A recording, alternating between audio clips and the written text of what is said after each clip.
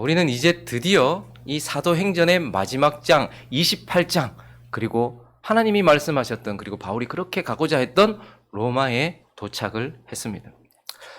누가는 그의 첫 번째 책 누가복음에 예수님이 몸을 입고 갈릴리에서 이제 예루살렘까지 가는 이야기를 기록을 했습니다.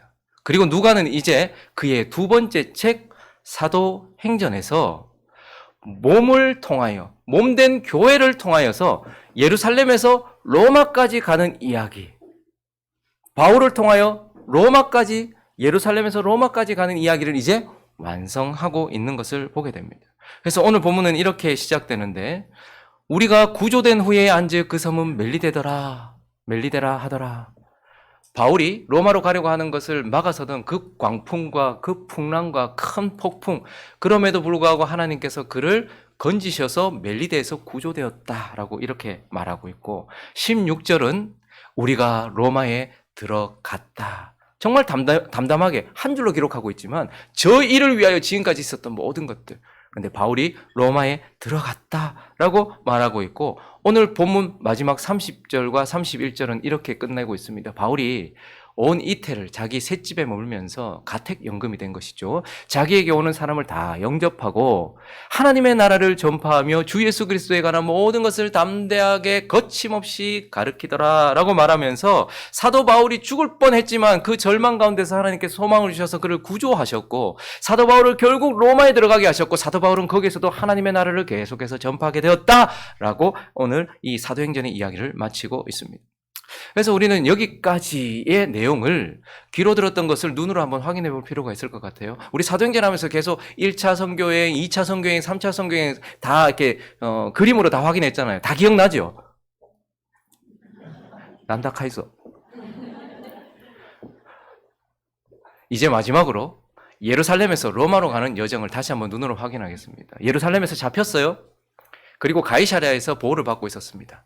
거기에서 이제 드디어 로마를 향하게 되었던 것이죠. 그래서 가이사랴에서 배를 타고 로마를 향해 가는 첫 번째 발걸음이 시돈에 머물러서 거기서 형제들하고 좀 있다가 시돈에서 배를 타고 가는데 너무 바람이 거스르는 거예요. 이게 좋은 항해가 아니었던 겁니다. 그래서 저기 보이는 구브로 섬을 바람막이로 삼아서 저기 길리기아, 밤빌리아 저쪽 지역으로 가면서 무라라는 곳에 갔습니다. 저 무라라는 곳에서 이제 배를 갈아탑니다. 더 큰 배. 알렉산드리아에서 로마로 가는 그 큰 배, 거기에는 곡물을 운반하는 대수송 배였습니다. 그쪽으로 옮겨 탔어요.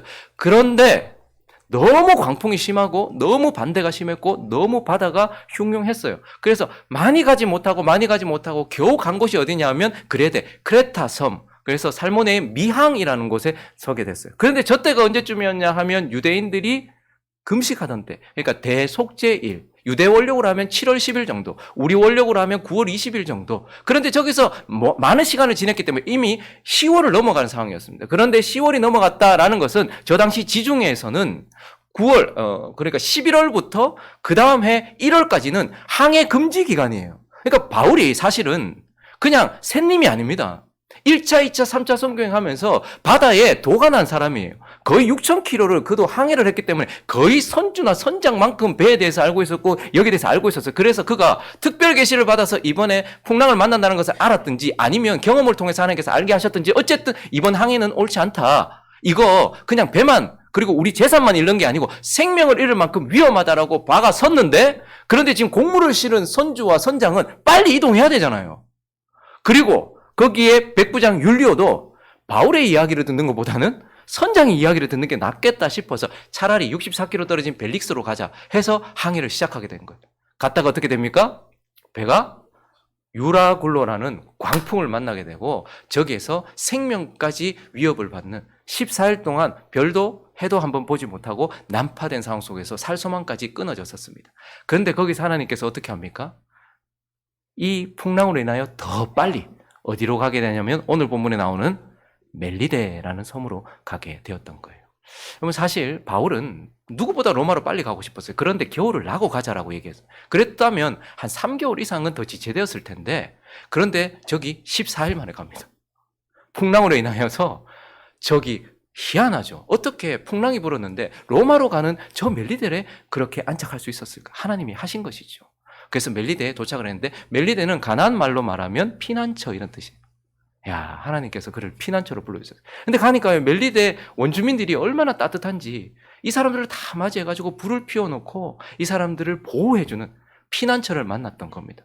그런데 여기 도착했는데 바울이 이제 불을 피우는데 자기가 그냥 섬김을 받으면 될 텐데 지금 막 파선해가지고 14일 동안 먹지도 못하고 뭐 이런 상황이었는데 거기서 자기도 나무를 이렇게 했나 봐요. 그러다가 나무를 이렇게 해가지고 불 피우는데 나무를 이렇게 툭 던졌는데 거기에서 독사가 확 올라와서 물었는 거예요. 근데 바울이 어떻게 했다? 툭툭툭 털어버렸어. 근데 이제 그걸 보던 원주민들이 어떻게 생각을 한 거예요? 야, 저 사람 저 살인자다. 저거는 신을 거역한 자인가 보다. 바다에서는 건짐을 받았지만 공의의 여신, 그들이 섬기고 있었던 공의의 여신이 그를 잡아내었고 그래서 저를 죽이려고 하는 것보다 해서 그 원주민들이 뭘 하고 있었냐면 분나보자. 띵띵 부어 죽겠지. 분나보자. 아니면 갑자기 확 쓰러질라나? 그걸 보고 있는데 바울이 그대로 있었던 거예요. 그러니까 그들이 다시 생각을 바꿔서 아니다 이거 신이다. 이렇게 얘기해서 거기에 추장격이 되는 보블리오 그 사람이 자기 집에 영접해서 바울을 데려갔는데 하필 또 그때 갔는데 그의 아버지가 병에 걸려 있었던 거예요. 열병. 마치 베드로의 장모가 그랬던 것처럼 열병, 이질 여기에 걸려 있었던 거예요. 근데 바울이 어떻게 해요? 누가를 통해서 고치는 것이 아니고 기도를 통해서 고쳐져요. 그러니까 이 보블리오와 그 주변에 있었던 사람들이 다 바울에게 와서 복음을 듣기도 하고 병고침을 받기도 하고 거기서 3개월을 머물러요.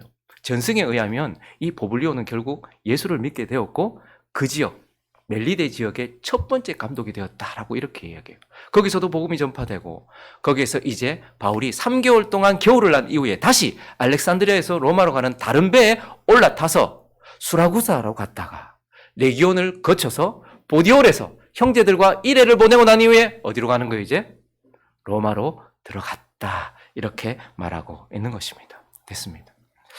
이제 우리는 사도행전의 마지막 장에 이르렀습니다. 그리고 이 사도행전의 마지막 장면, 그곳에 다다랐는데요. 하나님께서는 이 사도행전의 마지막 장과 거기에 있는 마지막 장면을 통해서 우리에게 이제 무슨 교훈을 주시는지 우리는 오늘 이제 사도행전을 마무리하면서 우리가 사도행전 처음에 언제 했는지 기억나십니까? 했나? 했다. 처음 제가 첫 번째 예배를 드리던 2018년 7월 1일 첫 예배 때부터 사도행전을 했거든요. 근데 그때 설교는 주님이 가져가셨어요. 날아갔어요. 없어요. 그리고 두 번째 주부터 설교를 하다가 힘들어서 사실 멈췄어요. 그래서 사도행전 중간에 멈추고 그 다음에 매일 성경 따라 쭉 디모데후서부터 시작해서 쭉 왔거든요. 그 다시 사도행전을 만나니까 좋기도 하고 싫기도 하고 이거 끝까지 가겠나. 근데 결국 우리는 사도행전의 마지막 장에 도달했어요. 그리고 이 마지막 장면을 통해서 이제 하나님은 우리에게 어떤 교훈을 주시는가 한 3가지로 나누어 보려고 합니다. 그 첫 번째는요. 이야기의 주인공은 예수님이다라는 거예요. 주인공은 예수님이다라는 것입니다. 누가가 첫 번째 기록한 누가복음의 주인공은 누구예요? 중심인물이 누굽니까? 누가복음. 예수님이 태어나던 때부터 아주 자세하게 기록했기 때문에 누가복음은 누가 봐도 예수님이 주인공이에요. 근데 사도행전은요? 예수님이 나옵니까? 1장부터 12장까지의 중심 인물은 베드로입니다. 계속 베드로를 통해서 이야기가 진행돼요. 그리고 12장이 끝나는 지점에서 베드로의 이름은 사라지고 13장부터는 누구의 이름? 바울의 이름. 지금까지 우리는 누굴 보고 있어요? 바울을 보고 있어요. 자, 그러면 그의 두 번째 책인 사도행전은 1장부터 12장까지는 베드로가 주인공이고 13장부터는 바울이 주인공인 것입니까? 근데 오늘 28장을 보면요. 사실은 이 사도행전의 마무리가 너무 급하고 어색하게 끝나는 걸 보게 돼요. 이거 뭐 하나도 제대로 마무리된 것 같지 않아요. 지금까지 우리가 주목해봤던 인생들이 어떻게 끝났는지 아무것도 마무리를 지어주지 않고 끝납니다. 그렇지 않습니까? 지금까지 우리가 주목해봤던 이 사도 바울이 지금 이제 어떻게 된다는 거예요. 우리 그게 궁금했잖아요. 로마로 그렇게 가라고 하셔놓고 로마에 들어갔다. 그런데 로마에 들어가고 나서 2줄로 마무리돼요. 2절로. 이태 동안 가택연금 상태에서 복음을 전했다. 가르쳤다. 이걸로 끝내버려요. 아무것도 결론이 안 나요. 그럼 바울이 어떻게 됐는데? 그러면 베드로는 12장에서 이제 사라진 베드로는 어떻게 됐노? 그러면 누가는 왜 됐노? 그 옆에 있던 누가? 그 의사 누가는 왜 됐노? 그때 아들이었던 디모데는 그러면 어떻게 됐노? 바울이 그렇게 좋아했던 브리스길라와 아굴라는 또 어떻게 됐노? 오다가 가이사랴에 정착했던 빌립. 그래, 빌립이 딸이 4명이나 있었다. 따야, 복음 전한다고 정신없는 줄 알았는데, 알을 4명이나 낳아가지고, 따야, 뭐, 금술이 좋았나 보다. 그러면 빌립은 왜 됐노? 아무것도 이야기해주지 않고 사도행전이 끝이 납니다. 물론, 바울은 여기 2년 동안 구금되어 있었어요. 가택연금 상태로. 그리고 나서 석방됩니다. 그리고 약 4년 정도 또 복음을 전하면서 그가 복음을 전했던 곳을 돌아보기도 하고, 전승에 의하면 그가 결국 스페인에서 눈에 띄었다. 서바나, 거기 땅끝까지 갔다, 이렇게 얘기해요. 그런데 또다시 2차 투옥이 됩니다. 잡혔어요. 그리고 나서요, 미친 황제 네로에게 AD 68년경 베드로와 같이 비슷한 시기에 순교했다, 이렇게 얘기합니다. 역사는 바울에 대해서 우리한테 가르쳐 주는데, 성경은 바울에 대해서 우리가 지금까지 주목해봤던 그 인물에 대해서 아무것도 얘기해 주지 않아요. 그리고 그냥 사도행전을 끝내버립니다. 왜 그럴까요? 사도행전의 주인공은 예수님이기 때문에 그렇습니다. 복음이 주인공이기 때문에 그래요. 역사의 중심 인물이 예수기 때문에 그래요. 우리는 바울이 어떻게 됐는지, 베드로가 어떻게 됐는지, 빌립이 어떻게 됐는지, 누가는 어떻게 됐는지 거기에 관심이 있을지 모르지만, 이 사도행전 전체의 이야기는 사실은 그들을 통하여 일하신 예수의 이야기란 말입니다. 아브라함을 통하여 일하신 예수의 이야기, 이삭을 통하여 역사하신 예수의 이야기, 야곱을 통하여 일하신 예수의 이야기, 모세를 통하여 일하신 예수의 이야기, 다윗을 통하여 일하신 예수의 이야기가 사도들과 제자들을 통하여서 이어져 왔기 때문에, 이 마무리를 통해서 주님은 모든 것의 중심 인물이 나다, 역사의 중심이 나다, 이렇게 말씀을 하고 있는 것이죠. 이와 같이 지금의 역사도, 지금 흘러가고 있는 역사도 트럼프와 바이든이 한판 붙었는데, 이 일을 통해서 어떤 일이 일어날까? 바이든과 트럼프의 이야기가 아니고 그들을 통하여서 일하는 예수의 이야기인 거예요. 자꾸 우리나라에 자꾸 오물풍선이 지금 자꾸 똥을 김정은 씨의 이야기가 아니라 그를 통하여 일하고 있는 예수의 이야기. 행복한 우리 교회가 여기 세워진 지 6년이 지나가고 있는데, 우리는 행복한 우리 교회의 이야기가 아니라 여기 세워진 행복한 우리 교회를 통하여 일하시는 예수의 이야기. 아멘이십니까?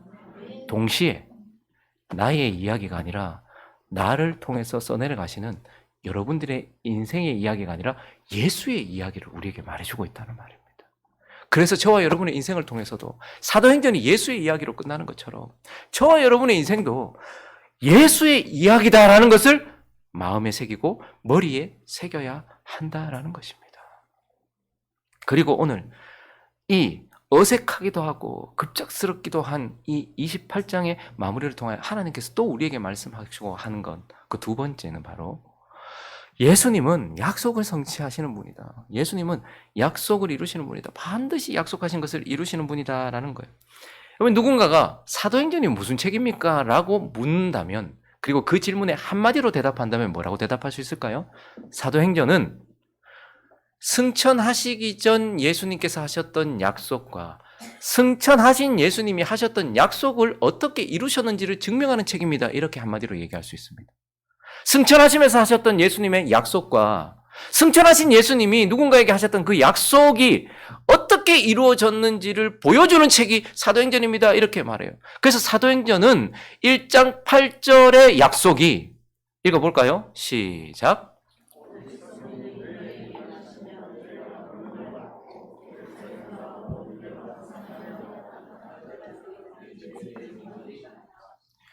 1장 8절에 나오는 예수님이 승천하시면서 하셨던 그 약속이 8장 1절부터 본격적으로 어떻게 해서 결국은 어떻게 성취되었는가, 지금 저 약속이 어떻게 성취되었는가를 보여주는 것이 사도행전이고요. 그리고 또 한 개인에게 하셨던 약속이 있습니다. 사도행전 23장 11절을 보시면, 그날 밤에 주께서 바울 곁에 서서 이르되, 저건 처음 약속이 아니고 이때 한 번 더 드러나는 겁니다. 담대하라, 네가 예루살렘에서 나의 일을 증언한 것 같이 어디도? 로마도 가야 된다 라고 예수님께서 하셨던 약속. 사실 처음부터 바울을 부를 때부터 그를 열방으로 보낸다 했어요. 근데 시간이 지나면서 열방이 어딘지를 더 조금씩 명확하게 그래서 아시아에서 그리고 또 마게도냐 지역에서 또 데살로니가 지역 지나서 아가야 지역까지 그리고 나중에는 어디까지다? 로마까지다라는 것을 차츰차츰 보여주셨던 예수님께서 그렇게 약속하셨어요. 27장 24절도 보시면 또 좀 더 구체적으로 약속을 하셨는데 바울아 두려워하지 말라. 네가 로마 그 중심 가장 높은 곳에 있는 가이사 앞에 서야 하겠고라고 약속을 하셨어요. 그래서 사도행전이 무슨 책이에요? 이렇게 묻는다면 한마디로 예수님이 이 약속을 어떻게 이루셨는지를 증명하는 책입니다라는 거예요. 여러분 우리가 볼 때는 그냥 복음이 여기 지금 로마에 그래서 오늘 31절을 보시면 아무 감동 없이 이 구절을 읽을 겁니다. 읽어주시겠습니까? 시작.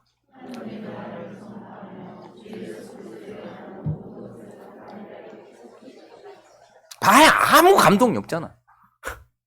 이게 뭔데? 이게 이래 끝내노. 근데요, 복음이 여기서 선포되고 있어요. 여러분, 예루살렘에서 온 유대로 복음이 흘러갔다는 건 기적입니다. 그 선민의식으로 가득 찼던 유대주의자, 율법주의자들이 성령 받고 변화되어서 온 예루살렘에 복음이. 근데요, 더 놀라운 일은 뭐냐면 예루살렘을 넘어 어디까지 갔습니까? 사마리아까지. 하나님이 극단적인 조치를 취하지 않으면 결코 갈 수 없어서 뭘 통해서? 박해를 통해서.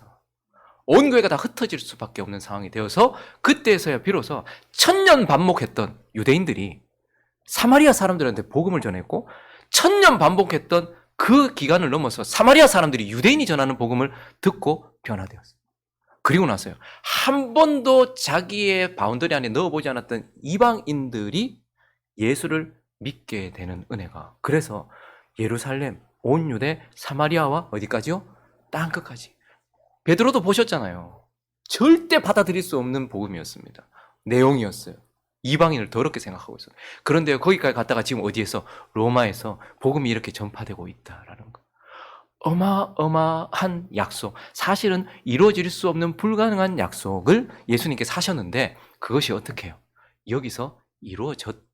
예수는 자신이 하신 말씀과 언약을 반드시 이루시는 분이다라는 것을 여기서 말해주고 있어요. 그리고요. 오늘 우리는 정말 담담하게 읽겠지만 또 14절과 16절을 보시면 거기서 형제들을 만나 그들의 청함을 받아 이레를 함께 머무니라. 그래서 우리는 이와 같이 어디요? 로마로 너무 간략하게 로마로 가니라. 16절도요. 우리가 로마에 들어가니 라고 이렇게 해요. 근데요. 이 일은 기적 아닙니까? 사도 바울이 회심하고 다메섹에서부터 복음을 전할 때부터 그를 죽이려고 유대인들이 얼마나 일어났어요. 어떤 사람들은요. 바울을 죽이기 전에는 먹지도 마시지도 않겠다라고 했던 사람들이 40명이나 넘고 가는 곳곳마다 바울을 죽이려고 했어요. 근데요. 바울이 지금 이 순간까지 살아 역사하고 있는 것은 기적이에요. 바울에게 뭐라고 말씀하셨죠? 네가 로마도 보아야 되리라. 가이사 앞에 서야 되리라. 아마 바울의 입을 통하여 네로는 복음을 들었을 것입니다. 이 일을 주님께서 이루셨다라는 거예요. 유대인들이 그렇게 죽이려고 애를 썼는데도요. 그리고요. 마지막 결국 막아서기 위해서 유라굴로 광풍이 완전히 배를 뒤집어 엎었습니다. 그런데요. 그 광풍 가운데서도 바울이 뚫고 로마로 가게 되었다. 그것도 그 광풍 때문에 더 빨리 가게 되었다. 이렇게 말해요. 근데 또다시 위기가 왔어요. 배가 파선했어요. 와, 이거 죄수들 다 도망가면 군인들 다 자기가 그 생명 대신해야 되니 그때도 어떻게 합니까? 죄수들을 칼로 죽이자 이렇게 말했을 때에도 거기 백부장 율리오를 통해서 바울이 또 생명을 얻었어요. 마음 한번 놓았다 생각했는데 멜리데에 갔는데요. 나무를 이렇게 집었는데 또 마지막 결국은요. 독사가 바울을 물었습니다. 사실 독사가 물면 가야지. 그쯤 가면 가야죠. 유대인들이 얼마나 죽이려고 했습니까? 제가 요즘에 이거 준비하고 상관없이 이렇게 묵상하다가 바울이 이렇게 사단의 가시를 좀 제거해달라고 이렇게 하나님께 기도하잖아요. 그 사단의 가시가 뭔가? 어떤 사람은 바울이 간질이 있었다. 발작이 갑자기 일어나니까. 어떤 사람은 눈이 너무 안 좋아서. 또 어떤 사람은 항상 바울을 죽이려고 따라다니는 유대인들을 가시다고 이렇게 얘기했다는 생각, 이렇게 얘기해요. 그래서 제일 많은, 제일 많이 말하는 거는 그가 간질을 가지고 있었다. 이렇게 이제 이야기를 해요. 근데 주님이 그거 안 고쳐주셨잖아요. 근데 요즘에 제가 말씀 묵상하다가 공황발작 아니었을까? 계속 죽이려고 하니까 파선을 3번이나 했는데 바울도 사람이잖아요. 갑자기 숨이 막히진 않았을까? 얼마나 힘들었을까? 근데 그때마다 진짜 약할 때 강함 주시는 주님 때문에 그러니까 갑자기 확 멈춰서기도 하고 했지 않을까? 이런 생각이 들어요. 그래서 이제 멜리데 피난처에 가가지고 이제 살았다 한숨 쉬려고 하는데 독사가 또 탁 물었어요. 그런데 주님 어떻게 합니까? 마가복음 마지막 장에 나오는 것처럼 믿는 자는 이런 표적이 나타나리니 쭉 얘기하다가 독사가 물어도 해를 당하지 않을 것이다 라고. 그게 바울에게 또 일어나요. 그러니까 바울은요 로마 가기 직전까지 계속해서 죽음의 공포 앞에 그리고 죽음의 앞에 섰어요. 그런데도 바울이요 오늘 로마에, 그래서 주님이 오히려 더 담담하게 기록하신 것 같아요. 봤지? 로마에 갔다 이렇게 아예 그렇게 해요. 당연하다. 바울이 로마에 들어가니라. 우리가 로마에 서느니라. 이렇게 얘기해요. 이걸 통해서 주님 뭘 말씀하시는 거예요? 봐라. 주님이 하신 약속은 반드시 이루어진다. 주님이 하신 말씀은 여러분들에게 개인적으로 성령의 감동으로 주셨든 아니면 이 성경의 확실한 계시로 주셨든 아니면 상황 속에서 주셨든지 간에 주님이 하신 약속은 반드시 이루어진다라는 것을 이 사도행전 28장을 마무리하면서 하나님께서 우리에게 주고 계시는 것입니다. 그리고 마지막으로 한 가지만 더 살펴보면요. 이 마무리를 통하여 주님이 우리에게 주시는 3번째 교훈은 예수님의 이야기는 계속되고 있다라는 것이고 예수님의 이야기는 계속되어야 한다라는 것입니다. 여러분 다시 30절과 31절을 보실 때에 여러분 저는 만약에 제가 드라마를 16편 요즘에 16부작 뭐 대부분 그렇잖아요. 뭐 14부작 뭐 이렇게 있잖아요. 근데 마지막에 이렇게 끝났다. 저는 그러면 작가한테 아마 글을 썼을 겁니다. 지금 이게 지금 제대로 끝낸 거냐? 내가 지금 시간을 얼마나 투자했는데 지금 이렇게 끝내. 보세요. 누구한테 우리 한마디 할 만합니다. 한번 읽어보겠습니다. 시작.